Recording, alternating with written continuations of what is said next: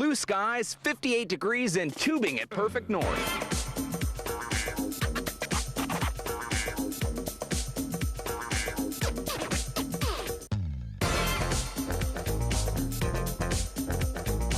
After we're armed with a snow tube, we head to the mountain. It's just a short trip, but one that almost left Brad at the bottom. Whoa.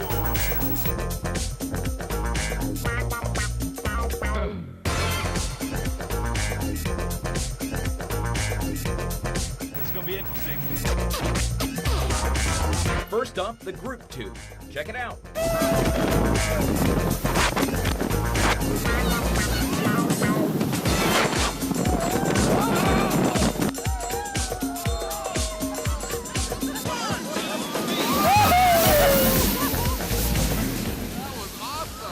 Yeah, it's a lot faster than it looks, and Perfect North has had 32 years to perfect this winter paradise. It's usual for us to be convincing people that we have snow when there's no snow in their yard. It's unusual for other ski areas to be doing that, so we're a little bit ahead of the game. And speaking of game, little does Chip Perfect know, but the Fox 19 Morning News crew loves a game. Or a challenge. Okay, we lost the first two challenges, but we are seeking revenge. So here we go, guys versus girls, tubing at Perfect North. Let's give them the fast lane. Since you have the weight. We'll go, dumbest thing I've ever heard. Well, even with Rob's protest, we were gentlemen and we gave the ladies the fast lane. So how did our quest to beat the ladies turn out? Check it out for yourself. 2, 3. Come on, baby. Let's go. Let's go. Oh, yeah.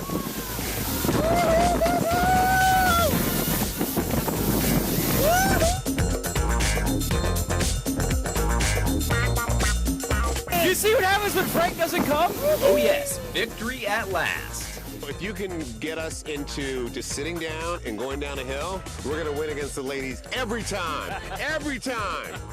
And if you guys want to win this winter season, check out Perfect North any day of the week. That is our strength, is to be able to make a lot of snow in the few opportunities we have. Dan Wells, Fox 19 News.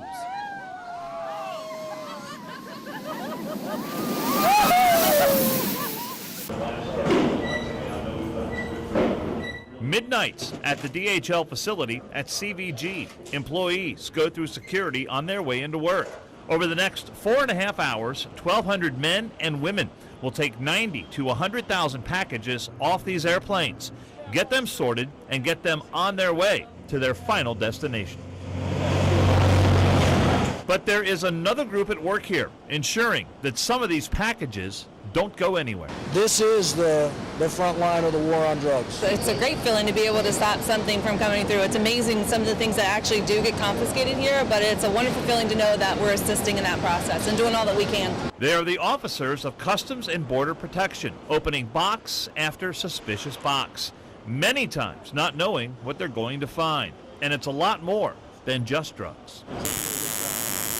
It might not exactly be illegal, but it was shipped in a box manifested as rubber samples, and that's a problem. These are shoes, athletic shoes that we find.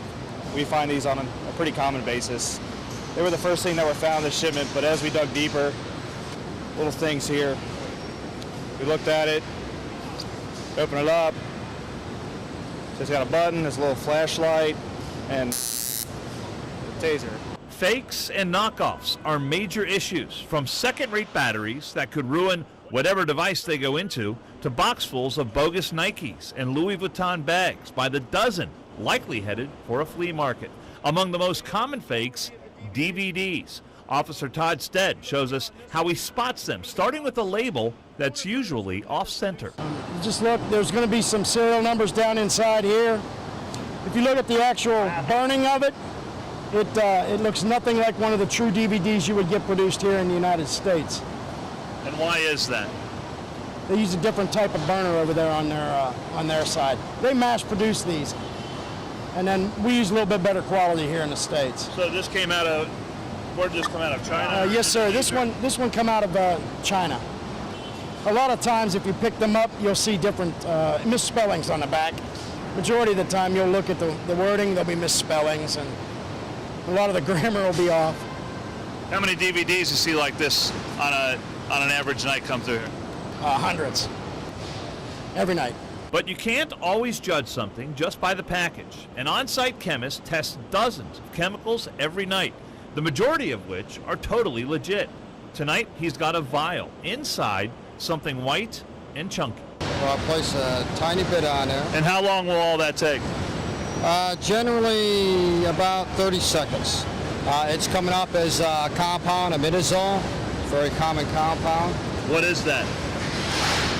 It's basic chemical compound. It's used in standard manufacturing, wide variety of things. I watched a tiger statue being broken open one night that had some illegal drugs in it.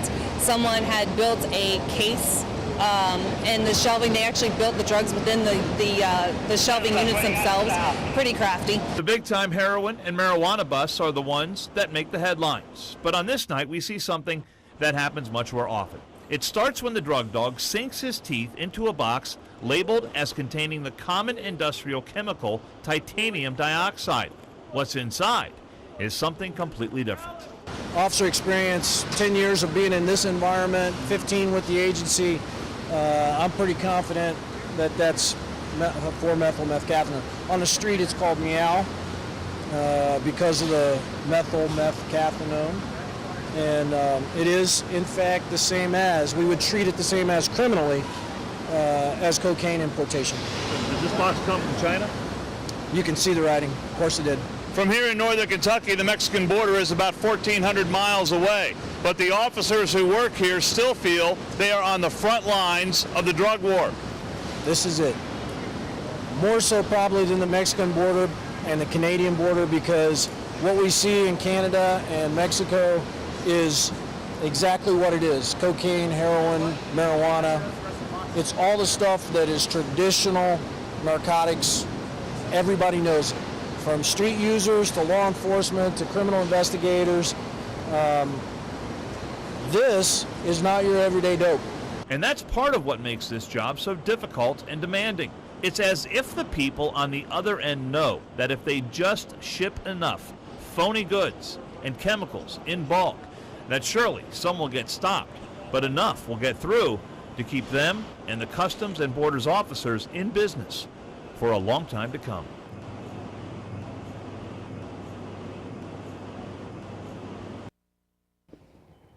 Trees are littered with debris from a tornado that ripped through the width of Kenton County.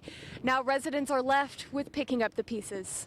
Doug Imhoff got home just after 4 in the afternoon. He heard the news that there was a violent storm headed towards his house. When they said that, about a minute or two later, the cable went off.